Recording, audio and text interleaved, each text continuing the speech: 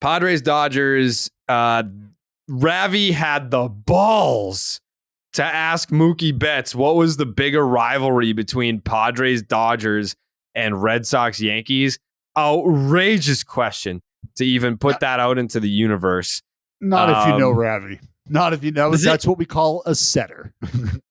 Yeah. Well, I mean, Mookie is such like a PR guy now. Like he doesn't want to go and say the wrong thing because he's locked into play for the answer is Red Sox Yankees. And Mookie was just like, well, could go either way. Like, no, dude.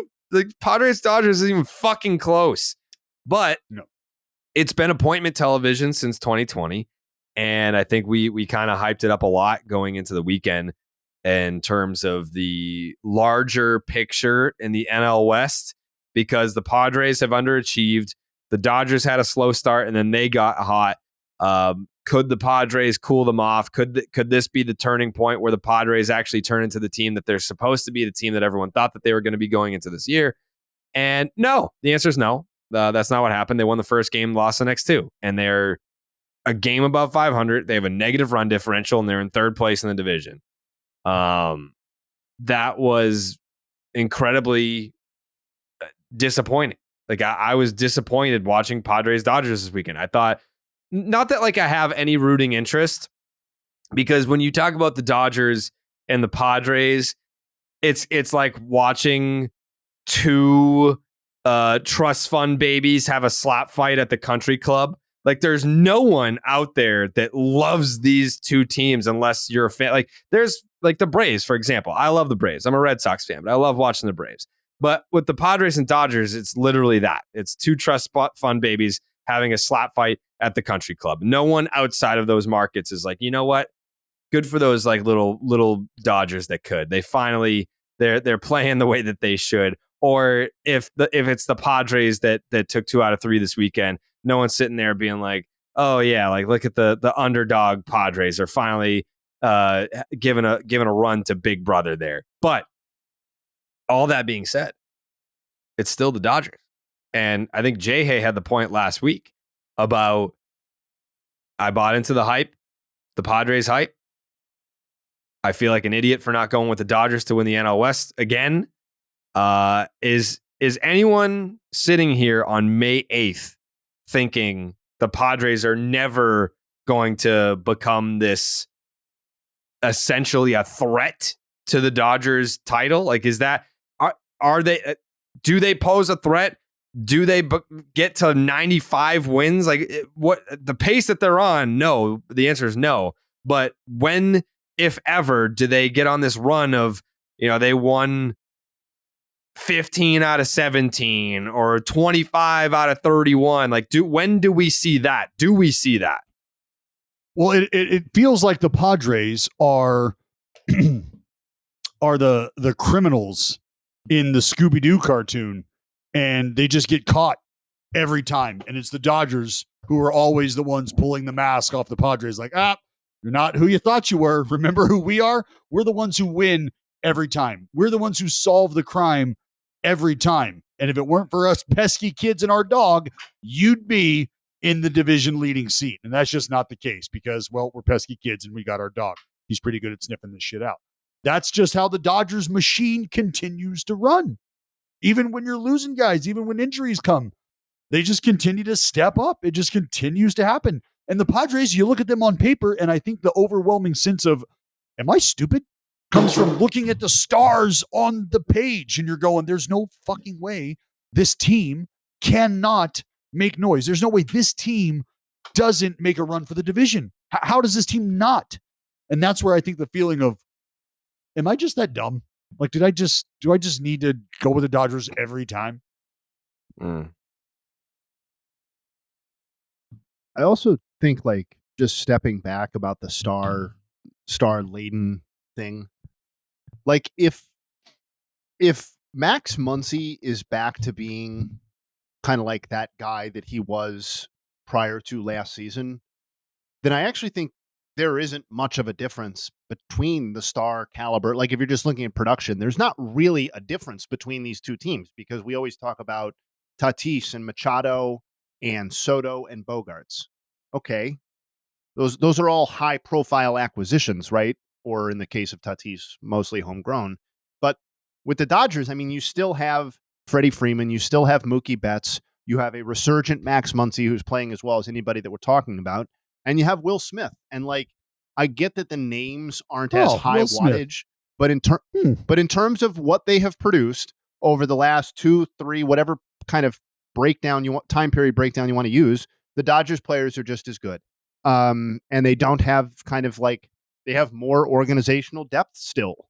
That's never changed, even with the promotions and some of the Dodgers trades and stuff like that. Like, there's still players like Outman and Vargas. There you go. That's what I was just going to say. You need to holler at James Outman. Yeah, who can come up and contribute. And what percentage of Outman's contributions so far this year are real? I don't know. But it almost doesn't matter because they've gotten 6 weeks of like down ballot MVP or all-star level production out of a guy that you had no expectation of getting that out of. And that matters when we're talking about who's going to win this division, or why are the Dodgers, 4.5 games up on the Padres? Why did they take 2 of 3 this weekend? Doesn't Outman? I just think me specifically, I've overestimated the star power gap, which doesn't exist. And as Joey pointed out, or Joey accurately noted at the beginning of the year, the Dodgers still have the better organizational depth for sure, even if it's not as good of a Dodgers team as it used to be. Yeah, James Outman, if I'm not mistaken, he might have the highest OPS on the team, or like second or third OPS on the team. Like, so that's production coming from a place that you're like, well, where are we going to fill this gap? Who is it that was that Joe that pointed out last week about how like Outman was their 7th best prospect 14th. Or something, and he just 14th. It's hilarious. Did you watch the game last night? Fucking the Padres had a 2-1 lead. It always looks like a party in San Diego. Dodgers fans showed up big time though. Yeah. You could hear them. They were super loud. And Mookie Betts hits a home run off of Hader and to tie it, and then Outman wins it. It's like you just can't count out the Dodgers. You go back to last postseason though. That was a major haymaker that the Padres threw in this quote unquote rivalry, which it is a rivalry. That I don't know. Is it though? I feel like it is and it isn't. Yeah, right? It is, right? Like the fucking Padres beat them in the playoffs last year. It's supposed to be a rivalry, I think. It is. I think it is a rivalry. Like the Dodgers have the division leg up, but the Padres beat them in a playoff series last year. Like that counts. It definitely counts. It feels like we're still waiting for the full maturation of the rivalry to me. Yeah, like we need it's filling a void at a time and a place in this sport where rivalries are not at their peak, right? And everybody wants this to be great, and I get that they have been the 2 best teams in this division. Jared, they played in the postseason. That for sure fucking matters. But like, the Dodgers have won 38 of 58 games since 2020, and they're 29-16 in the matchup. That includes the postseason since 21. So there's no split of years where this has actually been super, super competitive. I just like... No. Yeah, but I mean, that's why I say it's supposed to be. In the playoffs last year. That probably doesn't that erase everything if they beat them in the playoffs last year? No, it doesn't erase everything. But I think we're waiting on to win the World Series, maybe. What you want is these teams over maybe a 5-year period to be the reason that the other doesn't make the postseason, or the reason that the other team isn't going to the fucking World Series. That's what you want to see, and that's not what's happened. Is not one team. It's been the Dodgers preventing the Padres. We need to see that 1 year where they're both 95+ win teams. Like we need to see like kind of what we saw with the fucking Dodgers and the Giants. That year. Mm-hmm. No one asked for that, but like that should have been Dodgers Padres, and then we would have had the more, when both teams are at their best, going head to head. That's what we've been waiting for. We haven't seen that yet. We haven't seen both teams being like, hey, that Dodgers Giants, that was an insane run. 40 fucking days, 40 days. They played baseball, and 1 game worth of separation occurred over a 40-day period. Noah boarded up every fucking giraffe, every lion, every fucking monkey, put them on the boat, and for 40 fucking days, at the end of it, one game separated the Giants and the Dodgers.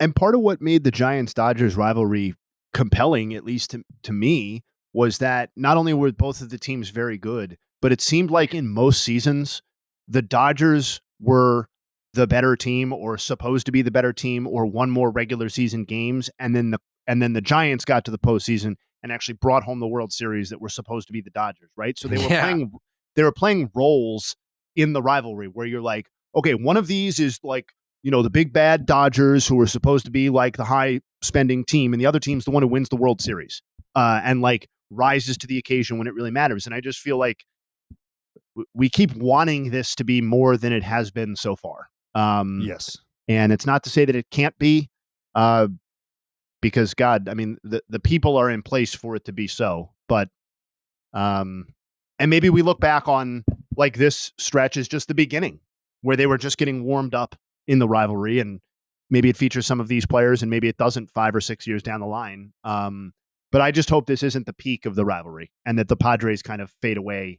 after this brief run, because I don't think it's given us what we've expected. We got a lot of time left. I mean, the Padres are going to have this roster forever. And every time they play each other, it's sold out. These fans, they give a fuck, and it's always beat LA, beat LA. In 2020, they were brawling like every time they played. I wish that was still going on. It was a shame there was no one in the crowd. Why do I not remember that? They were fighting all the time. Oh, remember the playoffs? Trent Grisham and Kershaw. And then in the playoffs, they came after it. And if you're looking at that, I mean, they're tied in the playoffs in terms of since 2020. Dodgers won 1, Padres won 1. This whole series was a great series. Close games. Padres fans, for sure. Padres fans feel like they should be a lot more competitive than it has been, and I agree with that, and that's why I agree with what Jay has said. We feel the same way.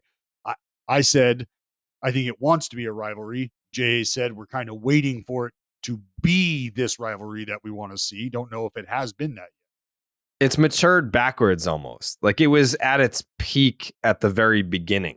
Yes. And it's since fizzled despite the talent getting greater. Well, the only reason you would think that more talent equals more competition equals more, I guess, tension between the two. Yeah. But that hasn't been the case. I'm not saying you have to win the division for it to be a rivalry, but the Padres have not won the division since 2006. Like, mix in one of those. Let's try that. Mm-hmm. That would, and just to go back to the depth thing too, because the Padres' offensive depth and star power is still much more hypothetical than like playing out on paper. They have 2 guys who have gotten 60 or more at bats who have an OPS of 800 or better. The Dodgers have 7 of those guys. It's not even close right now. Like, if Machado's not hitting and Soto's not hitting, then that's like 50% of your star wattage. Yeah. I think the best example to compare the Dodgers to the Padres is pull up Shelby Miller's stats on the Dodgers right now. He's got a 1.2 ERA. They just picked him up. No one knew he was still playing. He's got a 1.2. Shelby Miller? Yes. Fucking D-backs Shelby? Like Dansby Swanson Shelby Miller? Coming out of the pen for the fucking Dodgers. Dealing. What? Opponents are hitting under 100. And then bro, Shelby Miller like broke his fucking hand by throwing it on the ground, pitching on the mound, and then his delivery, he just like scuffed his own hand on the mound like that. Is he still throwing like that? Is his mechanics the same way? No idea. Still with his right arm. Yeah, still righty. But Jason Hayward has a higher OPS than any player on the Padres. There you go. Jason Hayward. There you go. The J. Hay kid of Baines Meter fame. Oh my God. That's the difference. Then you get Juan Soto. You trade everybody for Juan Soto, the best player ever, and he's got like a 750 OPS. It's the difference between the Padres and the Dodgers. Well, you could just go star for star, or guys that you would label stars. Like you could go, like what do you want to do? You want to Mookie and Soto? Let them cancel each other out. You want to go Xander and Freddie? Let them cancel each other out. Like you could do that and then see where the production is coming from. None of their regular players on both teams are hitting over 300. The Max highest Muncy's OPS. hitting fucking 200, but he's got 12 bombs. Max Muncy has the highest OPS between these two teams regulars. It's 969. Then Outman 952. Then Bogarts 843. Then Freeman 842. Then Mookie 829. Then Soto 779. Jake Cronenworth 758. Like where the fuck? Like Manny Machado has the worst OPS amongst all the qualified players. Yeah, he's been sneaky terrible. Well, remember, if you're a Padre fan, you're not worried, and you know why you're not worried. Why? For the same reason that Manny's not worried. Because he's Manny Machado, and you're the San Diego fucking Padres. So I wouldn't be worried about Machado, but I would be worried about our ability to catch the Dodgers. Yeah. Yeah. Especially if you're just going to keep sleeping on those opportunities to gain ground on them, losing those series. Jay, if you set the qualifier to 90 plate appearances, that includes Will Smith. So it's like, here are the OPS rankings: Dodgers, Dodgers, Dodgers, Padres, Dodgers, Dodgers, Dodgers, Padres, Padres, Dodgers. like there's just, I don't know. I think that we greatly underestimated how good the Dodgers still were and are. I think we also might have underestimated Bob Guerin's influence on Bob Melvin's success. That's true. Yeah. Yeah. Thank you. Part of me wants to believe the Padres ownership is just going to find themselves somewhere around the All-Star break, maybe not right where they'd want to be, and go, you know what? Fuck it. Who's out there? Who do we want to go get? Shohei Ohtani. Jesus. I mean, it's a problem. What's left in the farm? Bogarts is on an island, man. He's trying to do everything he can for the Padres, but that team stinks. Tatis is doing good. Shut up. I called it, and he had a great week. Not as great as I said, but still a great week. It was he's super flexible. There were a couple of plays last night where he like slid into second base and he had a leg up here by his head. The other leg's over there. He just did like a full split. He's fine. He made like a sliding catch where he just kind of like pretzeled himself. He's fine.